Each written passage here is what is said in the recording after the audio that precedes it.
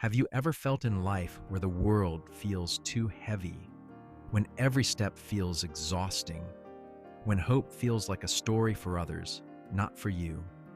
If you've ever felt like giving up on everything, then this story is meant for you. In the quiet village of Bindpur lived a young man named Ravi. He wasn't lazy, he wasn't careless, but no matter how hard he worked, life kept knocking him down. His father had passed away early. His mother was sick. His fields were small and dry. Every day began before sunrise and ended long after sunset.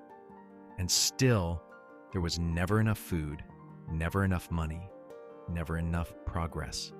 What hurt him the most wasn't the poverty, but the loneliness of carrying everything alone. One evening, after another failed harvest, Ravi sat by the river. He picked up a stone and threw it into the water.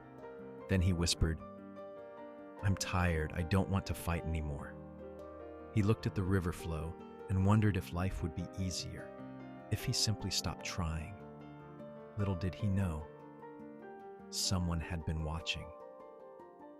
An old farmer named Hari, known in the village for his wisdom, walked toward him. He sat down quietly beside Ravi without asking anything. For a minute, neither spoke. Only the river did. Finally, Hari asked, "Do you know why I stopped farming 10 years ago?" Ravi shook his head.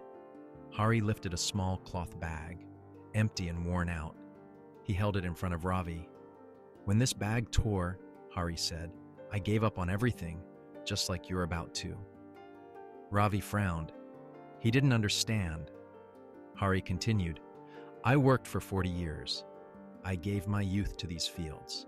And the day this bag tore, I threw my tools and said, 'Enough. Life is unfair.'" Ravi looked into his tired eyes. "For months, I sat at home and waited for something to change," Hari said. "But nothing did." Ravi asked, "So, what made you start again?" Hari smiled gently. "My wife came to me one morning and said, 'Maybe you're not failing because you're weak. Maybe life is testing you because you're stronger than you think.'" Hari chuckled. "I thought she just wanted me back on the farm, but she was right. Ravi, every strong person reaches a breaking point, not because they're weak, but because they've been strong for too long." Ravi felt tears rising, because those words described him perfectly.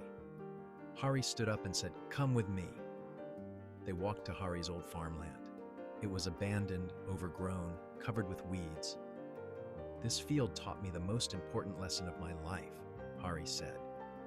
"Even when the soil looks dead, there is life hidden underneath." He picked up a seed from the ground and placed it in Ravi's hand. "Do you know what a seed does when it's buried in darkness?" Ravi shook his head. "It doesn't quit, it grows. Slowly, silently, invisibly, until one day the world finally sees the flower. That's you, Ravi. Right now you are buried in problems, but that doesn't mean you're finished. It means you are growing." Ravi looked at the seed for a long time, and for the first time in months, something flickered inside him. Not joy, not success, but hope. He went back home. He didn't have new money. He didn't have new land, but he had something better, the strength to continue.